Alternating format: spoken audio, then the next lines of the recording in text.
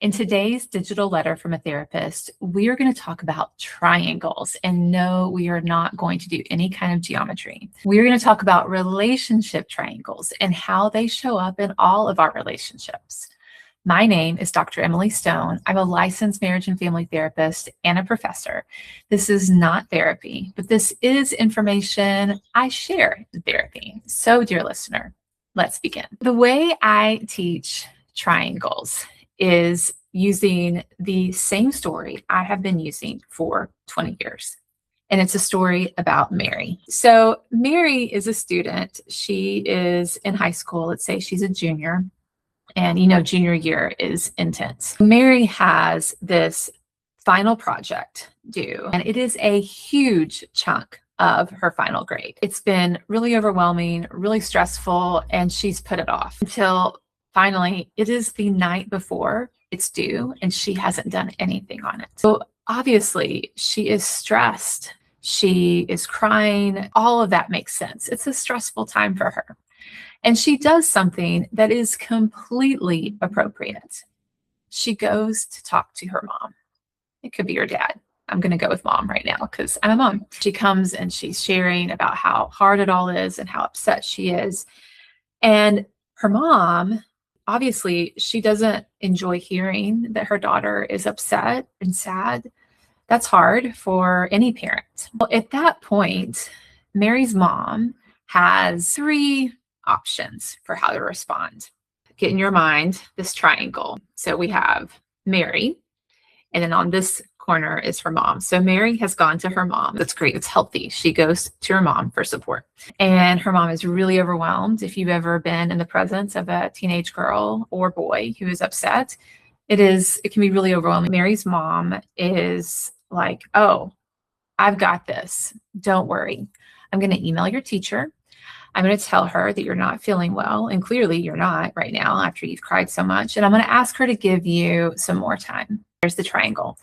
You have Mary. She goes to her mom, and then mom reaches out to the teacher to ask for her to have some extra time. So she reaches out to the teacher, and the teacher's kind of annoyed, but she's like, whatever, okay, fine. And maybe there's some consequences, but she gives Mary maybe an extension. In that decision, mom has become the hero, right? And let's say Mary and mom haven't been getting along very well.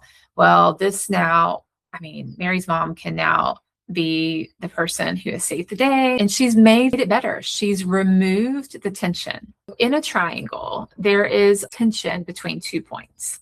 And in this case, it is tension between Mary and the teacher, although the teacher doesn't realize it, right? It doesn't have to be an actual person. Maybe we could call it the assignment, the class. There's tension there. Mary's feeling it. She's feeling the pressure. There's conflict. I haven't done this assignment. I'm worried I'm going to get a bad grade. There's tension there. And then Mary goes to her mom for support. What Mary's mom has done is she's now gone to the other corner where the tension originated. And by doing that, she has removed the tension. She has stabilized the triangle. What else has Mary's mom done? Mary's mom has taken some things from Mary. She's taken from Mary the opportunity to help Mary be able to have hard conversations when there's stress. She's removed the opportunity for Mary to have to sit in hard emotions and make decisions and think through what she wants to do next. She's actually even stolen the opportunity for Mary to experience the care and presence of her mom in the midst of having hard emotions. By Mary's mom jumping in and fixing, she has, effectively closed the triangle. She's made the tension go away. This is something we see in systems where there is enmeshment. I cannot be close to you and really sit with your pain. And so I need to jump in and take over and fix something. The other option is Mary comes to her mom. Same scenario. She's feeling that tension with the class. She's overwhelmed, and she goes to her mom. And this time, her mom is also overwhelmed by Mary's emotion. But her response this time is, "You got yourself into this. You're going to have to see your way out." You might think those are the only two options. So the first one is enmeshment. The second one is disengagement. It's actually the same situation going on. It's a decision that's really flip sides of the same coin. In both situations, the mom is overwhelmed by Mary's emotions.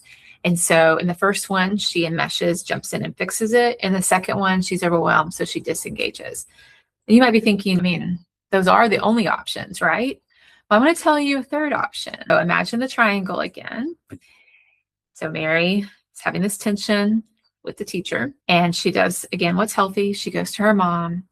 And this time, what mom does is she takes a deep breath. Mom's doing a lot of internal work to self-soothe because it is hard. It's hard to see your daughter be that stressed out. The immediate thought sometimes is, okay, I'm going to send an email. I'm going to take care of this, or I'm going to just tell her to deal with it. But this time, the mom, Mary's mom, self-soothes, takes a deep breath, and she says to Mary, all right, this is really hard. This is a stressful point in the year. I get it. I'm here with you. I can be a support. What do you need? She doesn't take over. She doesn't get out of Dodge. She's present.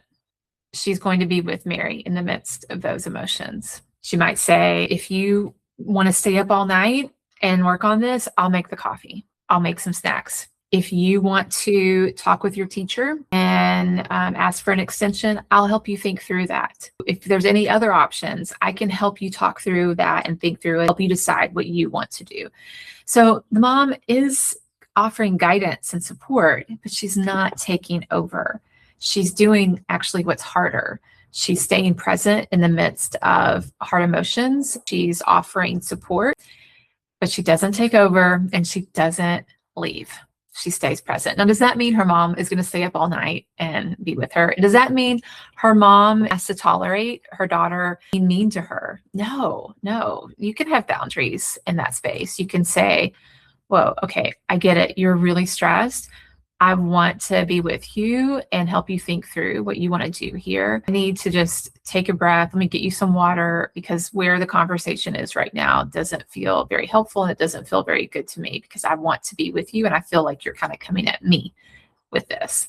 So you can set boundaries, but you're not disengaging. Disengaging actually isn't a boundary. I invite you to consider, are there situations in your life where you might tend to jump in and fix and take over because it's just really hard to be present? Or do you tend to disengage? The other thing I want to say is there are absolutely relationships where what you need to do is disengage. Full stop. There are also relationships where you are going to be more involved because of the person's limitations, disabilities. All of these ideas are not meant to get in the way of healthy human interdependence. Not at all.